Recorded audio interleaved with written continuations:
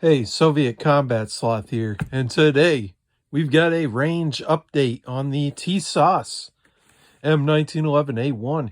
Here's a little brief overview, like if you haven't seen the other video I did, of what comes in the box. Get your patch rod here, your cleaning brush, get your manual and stuff back there, and then you get the gun lock, the bushing wrench here, and you get two 7-round Checkmate magazines. Get a little quick safety check here.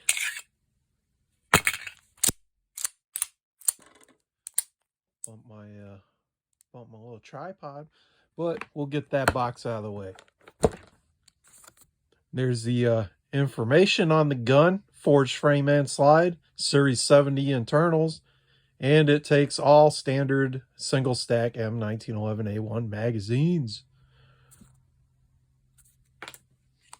We took it to the range and we fired 116 rounds of ammo. I think, man, I can't remember what the first brand was. It's been a few weeks. Well, we got I do know the first, well, we ran 7 mags through the gun. I think the first 7 magazines all ran flawless. We ran 10-round Chip McCormick magazines.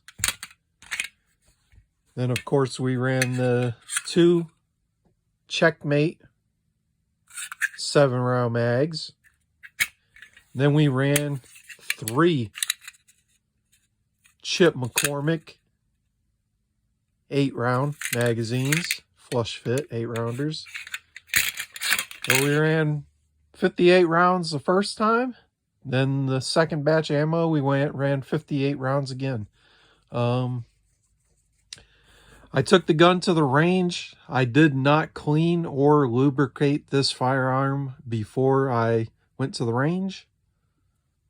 I just figure I'd run it out of the box and see what happens. Lock the slide back. Yeah, you get plastic grips with the M1911A1.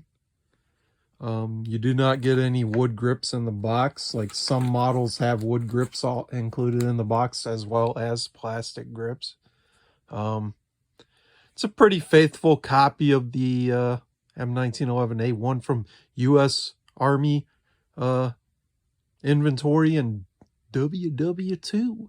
But yeah, I thought it shot pretty well. The sights are standard military type sights, and they're kind of hard to see at the range. Like, I haven't shot a lot in the last few years, and I'm finally just getting myself out to the range. In the last 5 years, I really haven't shot any paper, and I've mostly, if I have fired a gun, it's been into the dirt. But yeah, so I've got to get myself reacquainted with shooting. I've been out to the range twice, I think. And yeah, I am shooting a little left. Like you'll see on the first set of range footage, when I reeled the target in, I'm shooting a little left. And my groupings are, I'm not shooting super slow, but I'm not shooting super fast either. And my patterns at, I don't know, what is it?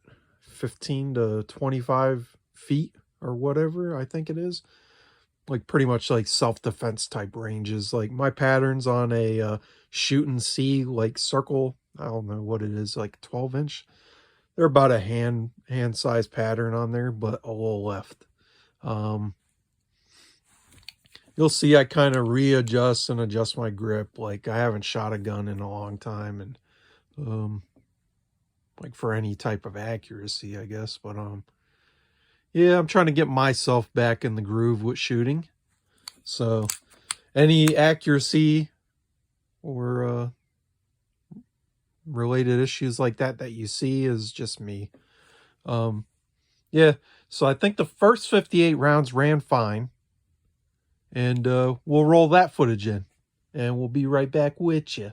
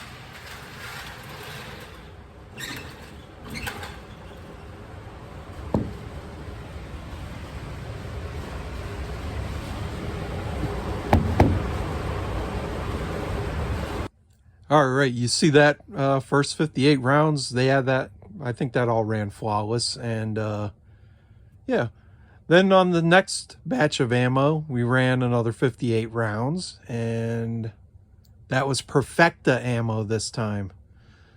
I think the first batch of ammo was possibly Winchester white box. The perfecta seemed to run a little bit hotter. Like, how did I noticed it seemed to be there seemed to be a little bit more recoil involved. And we'll roll that footage in, and hold on a second.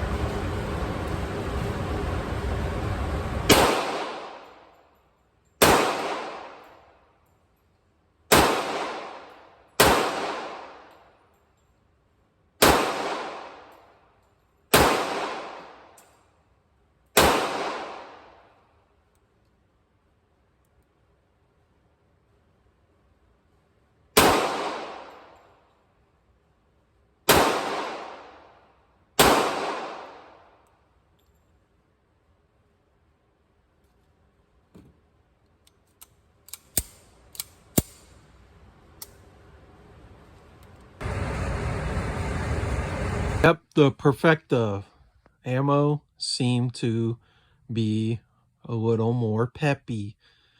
We ran 58 rounds, like I said, of that after we switched from, I think it was Winchester White Box, which is notoriously pretty dirty stuff. That second batch of ammo looked like we had failures to feed. Not sure why. I don't think I was limp wristing. The Tisas M1911 has a pretty damn tight slide the frame fit. If you notice there, like the tolerances are pretty tight. That usually on a 1911 equates to a more accurate weapon, but sometimes the reliability suffers a little bit on the really tight guns. Like those original World War II 1911s that you pick up and they rattle and you shake them a little bit. Those guns are typically pretty reliable. Like if they have, you might have to replace springs on them and stuff. They're super old. But those rattle trap 1911s, usually reliable. I did not clean or lubricate this gun before I went to the range, and mix that in with the tight slide the frame fit. I think that may be where our reliability issues come into play. I don't think it could have been my fault for not cleaning or lubing the gun. Could be the perfecta ammo it didn't like. I don't think I liked it. It just seemed a little hotter. It's just standard 230 grain ball ammo. Just seemed a little peppier. Winchester White Box, like I said, is notoriously dirty, and usually that stuff's a little on the softer side. It's still, I don't know. Yeah. I don't think it was the mags, because they ran great with the first batch of ammo. I think the gun was probably just needed to be cleaned and stuff before I went to the range, but I wanted to see how it ran out of the box, and I'm lazy a little bit. I think most guns should run out of the box.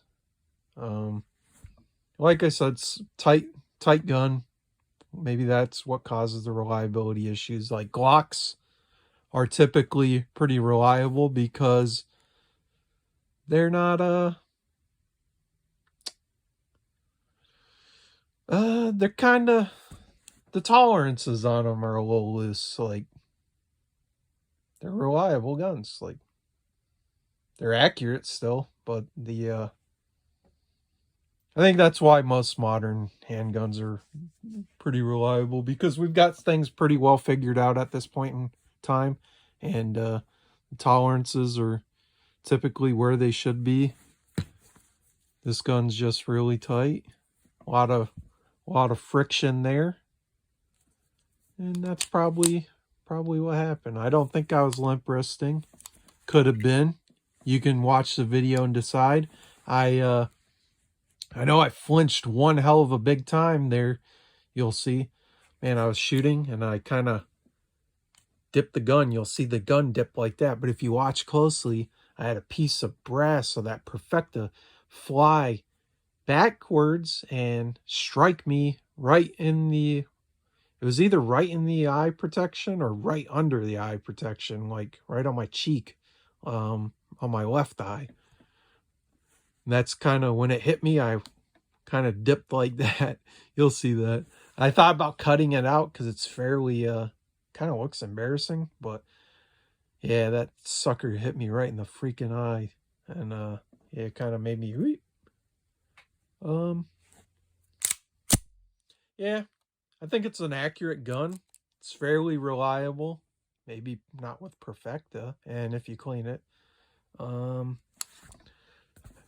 I'm happy with it for $296. I think you're gonna pay a bit more than that now. I bought this in 2023 And on Black Friday from Rural King, if you've seen my other video on the gun, like that's a hell of a deal. I probably should have bought 2. I don't really need to, but hey. Yeah. I think even at $350, I think that's about what they're going for currently. I think that's a great deal.